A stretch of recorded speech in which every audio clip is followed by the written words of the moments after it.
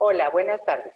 Estamos aquí en Jueves de Investigación en el INA, la serie de charlas que los integrantes del Sindicato Nacional de Profesores de Investigación Científica y Docencia del INA se han propuesto hacer para difundir su quehacer, su vinculación con la sociedad y cómo el recorte del presupuesto afectaría en sus labores. Las pláticas han tenido una recepción desde nuestra perspectiva muy buena. Ha habido comentarios por parte de la población acerca de lo impresionante que es la diversidad de estos pequeños charlas que hemos tenido. Y sin duda en esta ocasión pues va a sorprender más porque se trata que Alejandra Gómez Colorado, investigadora del INA desde 2010, quien ha sido curadora de las colecciones de Oriente Medio en el Museo Nacional de las Culturas del Mundo, antropóloga social por la Escuela Nacional de Antropología e Historia. Ella cursó la maestría en Estudios del Medio Oriente en el Colegio de México, trabajó en el Departamento de Exposiciones Temporales del Museo de América en Madrid, fue directora del Museo Regional de Guerrero y subdirectora de investigación de la Coordinación Nacional de Museos y Exposiciones del INA. Entre 2008 y 2011 coordinó en México el proyecto de rasgos árabes del Centro Cultural España. Entre sus trabajos de curaduría destacan las exposiciones Persia, Fragmentos del Paraíso, en el Museo Nacional de Antropología entre 2006 y 2007, la poesía como experiencia cotidiana en Irán, en el Centro Cultural España en 2010-2011, realizada con el apoyo del Fondo Nacional para la Cultura y las Artes, y la Sala Permanente de Mesopotamia en el Museo Nacional de las Culturas de México. Ale nos hablará de algo que llama la atención a mucha gente porque nos hablará del patrimonio internacional que resguarda el INA. Ya no se trata solo de lo de México, sino del interés del instituto y sus investigadores por cualquier forma de patrimonio cultural que nos llegue. Ale, cuéntanos. Buenas tardes, muchas gracias María Gracia por la presentación, muchas gracias a nuestro comité ejecutivo por organizar estas reuniones y en especial a Daniel que está detrás de las cámaras haciendo todo esto posible. Pues como decía María Gracia en la presentación, vamos a platicar sobre las colecciones que tiene el Instituto Nacional de Antropología, que no solo son de México y que son poco conocidas, curiosamente. El Museo Nacional de las Culturas del Mundo es un enclave un poco extraño dentro del instituto porque resguardamos patrimonio del mundo. Vamos a hacer rapidísimo un recorrido, cómo surge el museo. El Museo Nacional de las Culturas está a un costado del Palacio Nacional, en el corazón de la Ciudad de México. Es un edificio emblemático para los museos de nuestro país porque fue el primer museo de México, albergó al Museo Nacional. Este magnífico edificio requiere una conservación muy importante y gran parte de los recursos que recibimos como institución se van al mantenimiento del edificio, de las fachadas, toda la madera, la cantera, el portón. Es un mantenimiento constante el que tenemos que darle al edificio. Y bueno, es un edificio muy antiguo, como pueden ver en este mapa de 1737. El edificio albergó a la Casa de Moneda, y se dice incluso que está construido sobre los palacios de Moctezuma, las casas de Negridas. Entonces tiene una larga historia e incluso se hace arqueología dentro del propio museo para rescatar estos suelos y basamentos prehispánicos, las primeras etapas de construcción del edificio, y todo eso se puede ver en una sala de sitio que tiene el propio museo.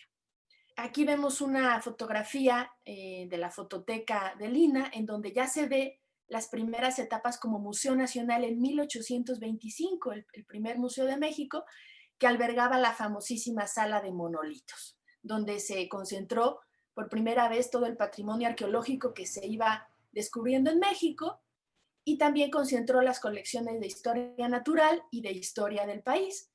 Y bueno, poco a poco, conforme el instituto fue avanzando y desarrollándose, estas colecciones se distribuyeron en el Museo de Historia, en el Castillo Chapultepec, Museo Nacional de Historia.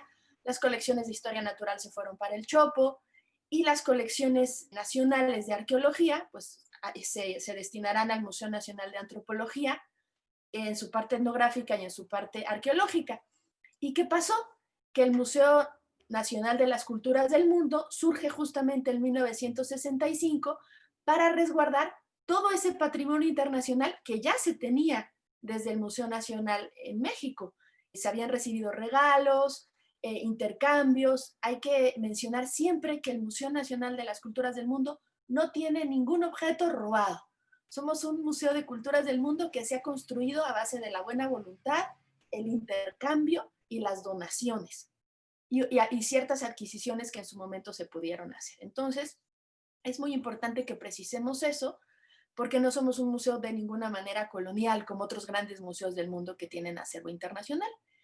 Y a lo largo de estos años, desde el 65 a la fecha, se ha logrado conformar un acervo de 18,000 objetos etnográficos, históricos y arqueológicos de las culturas de los 5 continentes. Entonces aquí solo vemos algunos ejemplos de la escultura africana, de las piezas etnográficas. Nuestro fuerte es la etnografía.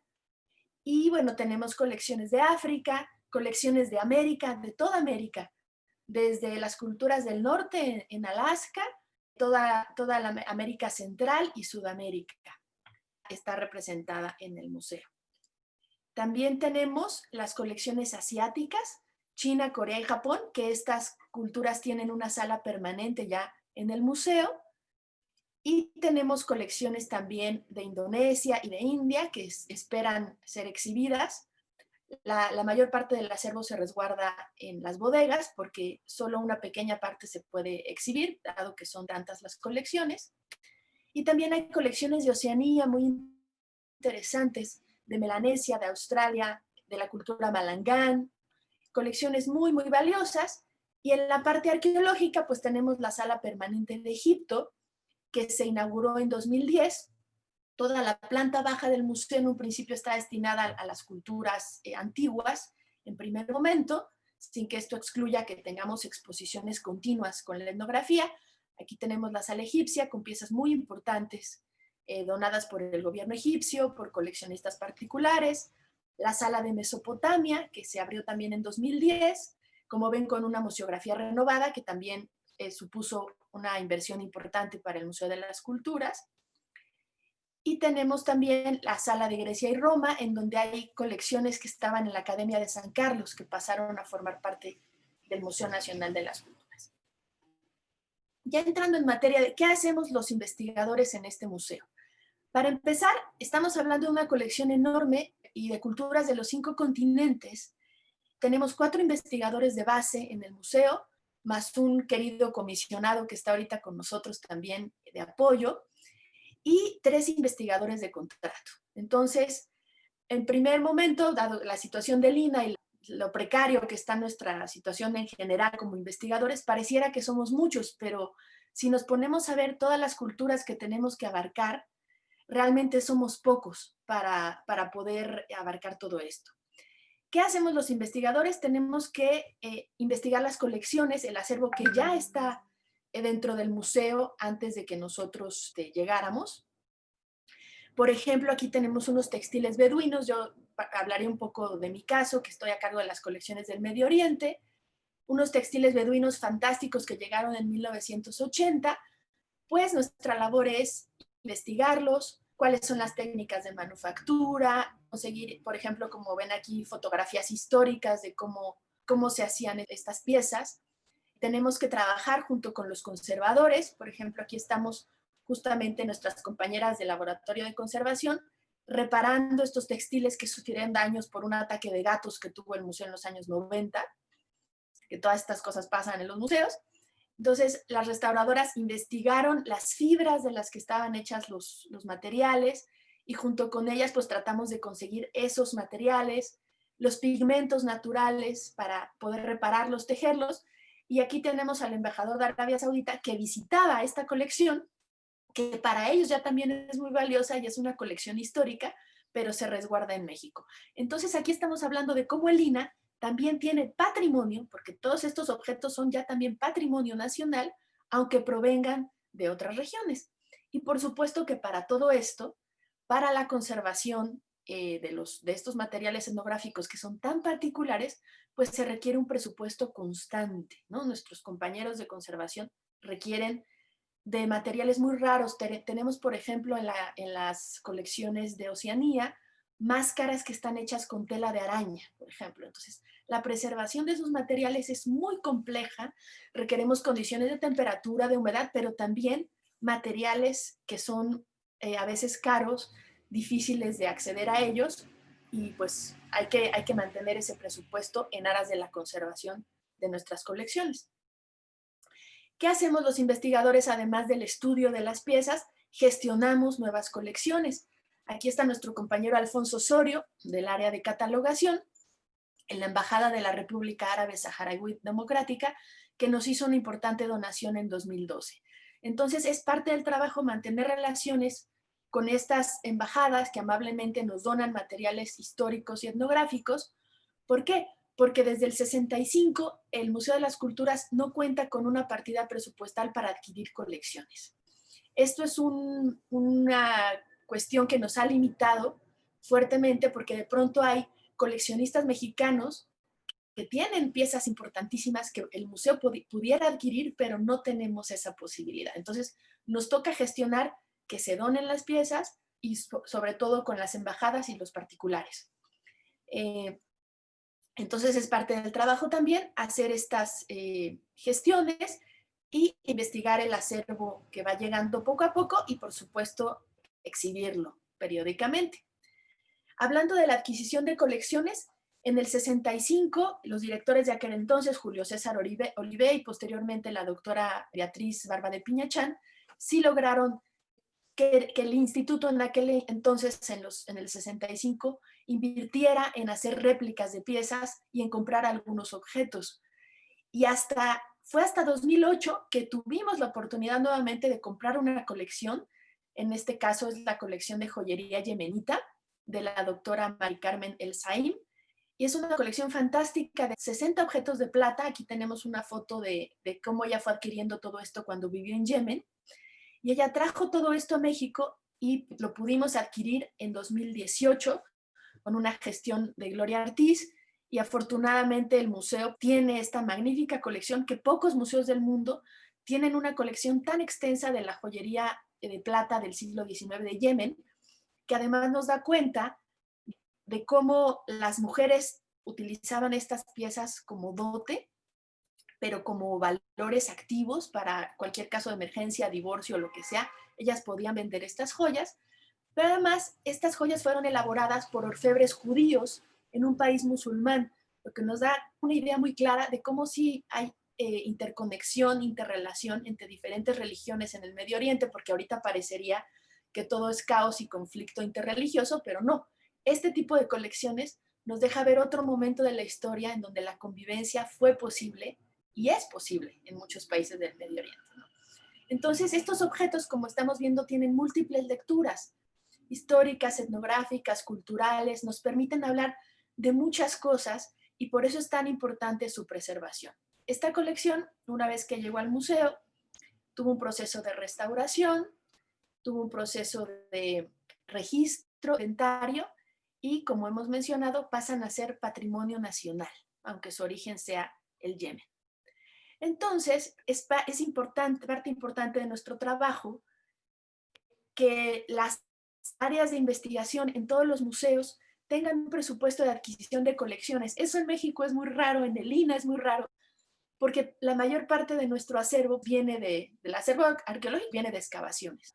El acervo etnográfico, para algunos museos como el Museo de Antropología, sí tiene una partida de adquisición de colecciones, pero siempre es muy limitada, ¿no? Necesitamos siempre mantener esta política que de pronto se desvanece en el instituto, que los museos necesitan un espacio y una partida importante para estar renovando sus colecciones y para mantenerlas. Otro ejercicio que hacemos los investigadores del museo es vincularnos con investigadores de las zonas de nuestras regiones de estudio. En este caso, en el museo en el 2010 tuvimos la oportunidad de convivir y compartir con investigadores africanos que estaban residiendo en la Casa África, porque es otro de los problemas que enfrentamos. Nuestro presupuesto, al ser limitado, no tenemos la oportunidad de invitar a investigadores de las áreas de estudio, que vengan aquí investigadores de los países árabes, investigadores africanos, que nos puedan ayudar a enriquecer las colecciones, a dar cursos breves de divulgación Esas cuestiones las tenemos que hacer a través de otras instituciones, vincularnos con el FONCA, con Casa África, con el Colegio de México, y es la forma en la que hemos logrado establecer los puentes físicos con investigadores de otros países, por supuesto que virtuales y a través del email y demás se mantienen, pero sí es algo que necesitamos reforzar y hacer, estancias de investigación para profesores de otras regiones, que nos ayuden a traducir, por ejemplo, tenemos textos en lenguas que nosotros, por más que nos acerquemos a las lenguas de nuestras regiones, un investigador del Museo de las Culturas tendría que hablar 15 lenguas para poder abarcar su área de estudio, ¿no? De acuerdo a las particularidades de cada... Entonces es imposible que logremos abarcar el mundo entero con 7 investigadores, 8 investigadores. Entonces necesitamos continuamente estar en contacto y vincularnos. Otro aspecto muy importante que necesitamos reforzar en el museo es incluir a los jóvenes investigadores que se han formado con nosotros y que demuestran un interés muy particular en las culturas del mundo, que ya de por sí es cosa rara. Llegan al museo, se forman como prestadores de servicio social, como jóvenes investigadores, nos dan cursos y no tenemos manera de rescatarlos o de conservarlos para el museo. Entonces, aquí, por ejemplo, tenemos a un joven lingüista, Rodrigo Cervantes, que le encantan las lenguas antiguas y se ha puesto a estudiar jeroglíficos con Gerardo Taber, que es el egiptólogo del museo. Y este chico colabora siempre de manera gratuita. Bueno, nosotros le ayudamos como podemos, pero es necesario que generemos una base también para poder rescatar a estos jóvenes investigadores muy valiosos para el museo. El museo da cursos también gratuitos. Este es José Luis Blesa, un investigador español que ahora reside en México, que es especialista en lengua cuneiforme. Nos dio un curso sobre los orígenes del cuneiforme, la escritura, la traducción, y nos ayudó de una manera realmente altruista a traducir tablillas que tenemos en el museo. El Museo de Antropología también tiene acervo de Mesopotamia. Queremos hacer una exposición, pero para todo esto necesitamos que nuestros proyectos de investigación, en el caso de los investigadores de base, se respete la constatación de los capítulos 3000, porque es la única manera en la que podemos involucrar a estos grandes personajes que están aquí en México, que tienen toda la disposición de colaborar con nosotros, pero tenemos de alguna manera que poderlos contratar y vincularnos, porque son personajes muy específicos, o sea, personajes como este hombre que puede traducirnos tablillas mesopotámicas. Hay muy pocas gentes en el mundo que pueden hacer ese trabajo y nosotros ahorita con este recorte presupuestal no tenemos la oportunidad de contratarlos para hacer proyectos y además no son salarios onerosos, son salarios muy bajos realmente y no estamos en las posibilidades ahorita con el recorte de hacer esto y sí realmente creo que es una pérdida muy importante. Otras de las cosas que hacemos en el museo es organizar eventos académicos. Tuvimos este evento también en 2018, el primer Congreso Internacional de Estudios de Oriente Próximo y Egipto, en donde participaron investigadores extranjeros. Lo hicimos con un presupuesto muy limitado. Afortunadamente salió muy bien el Congreso, estuvieron muy bien atendidos, pero sí necesitamos reforzar el presupuesto para este tipo de eventos académicos y poder invitar especialistas internacionales. Ahorita con la pandemia podemos hacer muchas cosas ya por internet y demás, pero cuando retomemos la presencia física, pues sí poderles ofrecer un hospedaje, aunque sea moderado, ¿saben? Poder facilitar un poco la relación con investigadores internacionales. Otra de las limitantes que hemos tenido en el Museo Nacional de las Culturas del Mundo es hacer trabajo de campo. De por sí los investigadores, nuestros colegas que hacen trabajo de campo a nivel nacional, en sus estados, en sus comunidades, muchas veces incluso también tienen problemas para acceder a sus proyectos, a sus recursos, aunque tengan cerca, ¿no?, su materia de estudio. Entonces, para nosotros, los investigadores del museo, ha sido muy difícil hacer trabajo de campo en nuestras regiones. Lo hemos hecho, pero con nuestros propios recursos, vinculándonos con otras instituciones, con otros museos que de pronto nos pueden ayudar a hacer una estancia, a pasar un mes o 2 meses en las regiones de nuestro estudio, pero el instituto no tiene una partida asignada, no tiene ni siquiera autorizado para nosotros el poder hacer trabajo de campo en nuestras regiones de estudio, en África, en Egipto, en Medio Oriente. Entonces, esto es un problema que tenemos que remontar. Y me parece que lo que hemos vivido en el instituto, por lo menos en mi corta estancia en el instituto, que son 10 años, pero antes de entrar como profesora investigadora estuve vinculada haciendo servicio social y demás, y siempre hemos visto que el instituto va perdiendo recursos y nos hemos acostumbrado, muchos investigadores, a que cada vez nuestra tarea sea más difícil y a que nosotros tenemos que pagar el trabajo de campo, tenemos que pagarnos las estancias en los congresos, y eso en otras instituciones académicas no sucede. Entonces, me parece, quisiera yo aquí hacer un llamado a nuestros compañeros, que no debemos bajar la guardia y acostumbrarnos a que el INAH no tiene esos apoyos para la investigación. Entendemos que es un periodo difícil para el país y demás, pero el INAH sistemáticamente se ve disminuido en sus recursos y, por supuesto, en el área de investigación es muy notorio que tenemos muy poco apoyo y cada vez menos apoyo. Entonces no debemos bajar la guardia, tenemos que seguir metiendo nuestros proyectos, exigiendo nuestro presupuesto, porque al final todo esto retribuye en la investigación y en el resguardo del patrimonio de todos, que es el patrimonio nacional, pero que también es el patrimonio internacional. Entonces, bueno, eso sería lo que quise compartirles y pues gracias por la invitación.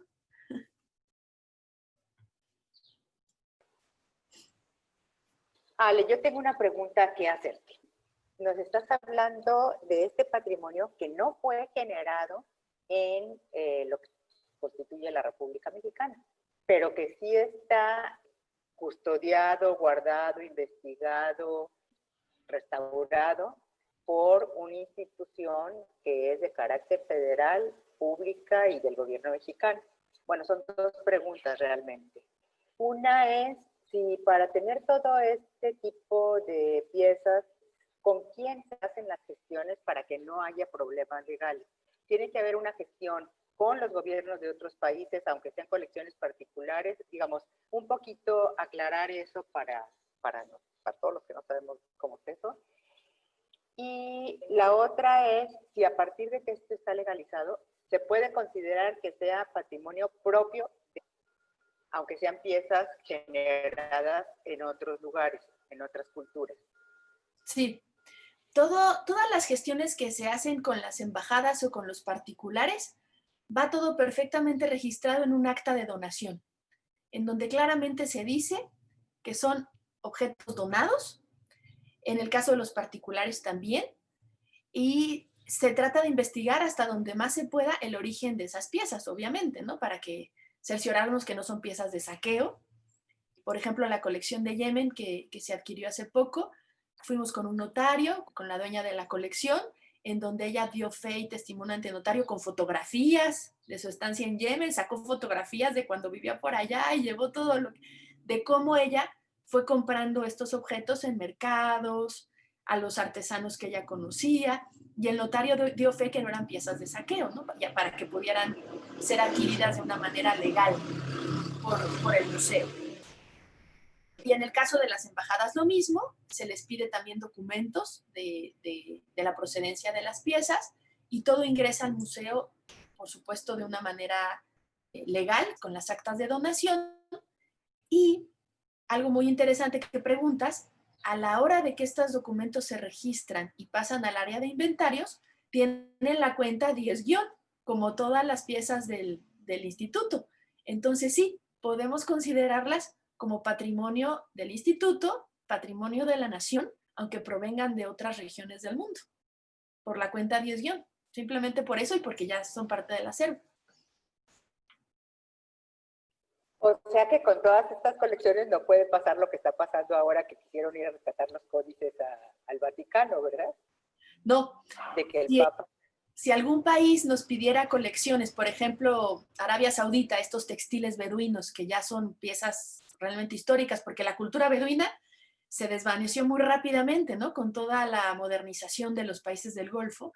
Si ellos de alguna forma decidieran, por ejemplo, pedirnos unos textiles beduinos, se van como préstamo a su exposición, pero están inventariados como piezas mexicanas. Regresarían a nuestro museo. Sí. Así sería. Oye, Ale, y ya para terminar, ¿cuál es la recepción que tienen las exposiciones por parte de la sociedad mexicana ahí en el museo? El museo está muy bien ubicado, como comentamos, estamos a un costado del Palacio Nacional. Es un área de mucho tránsito, la calle de Moneda es una calle fantástica, ¿no? Con vendedores, con altavoces, es una calle muy viva.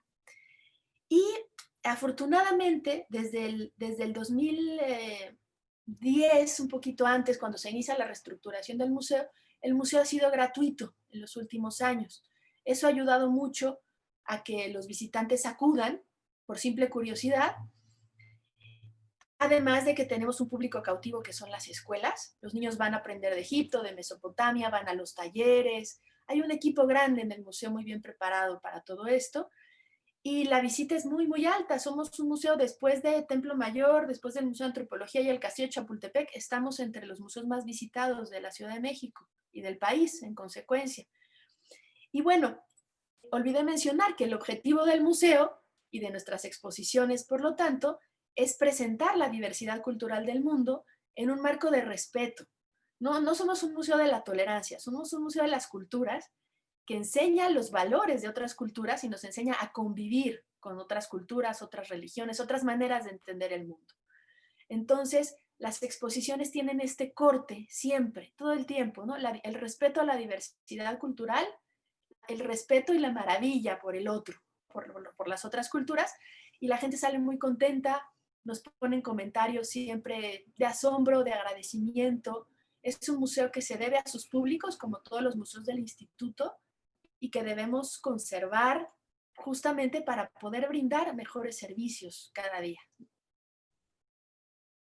Híjole, Ale, pues qué interesante charla nos has dado, porque sobre todo esto último que nos dices, cómo se vincula no solo con la sociedad mexicana a nivel del goce, del recreo, sino sobre todo para que nos asimilemos como parte de este gran mundo con una diversidad impresionante y que además que apoya a la educación de la enseñanza básica en el país, de manera que el recorte en este tipo de museos, que a lo mejor podría ser poco conocido por la mayoría de la población mexicana, pues es algo que repercute directamente en la educación de todos y cada uno de los mexicanos. Pues muchas gracias, Ale. Yo no sé si tú quieras agregar algo. Por nuestra parte sería agradecerte, agradecer a Daniel, que está atrás del logo del sindicato, y al comité, y que ojalá nos apoye toda la sociedad a que se siga dando el dinero necesario para poder resguardar, difundir, conservar, investigar el patrimonio de los mexicanos. Así es, muchas gracias por la organización de esta charla. Y yo solo quiero retomar las palabras de la doctora Beatriz Barba, que ella decía que además de ser mexicanos y reconocernos en nuestro patrimonio nacional, tenemos que reconocernos en la humanidad. Entonces, este museo vincula al instituto también con el mundo, como has dicho, María Gracia, y pues sí, no cesemos en esta lucha por defender nuestro presupuesto, que nunca baje el presupuesto de investigación, que no baje más, y pues muchas gracias a nuestro sindicato por organizar estos espacios. Gracias. Hasta luego, muchas gracias.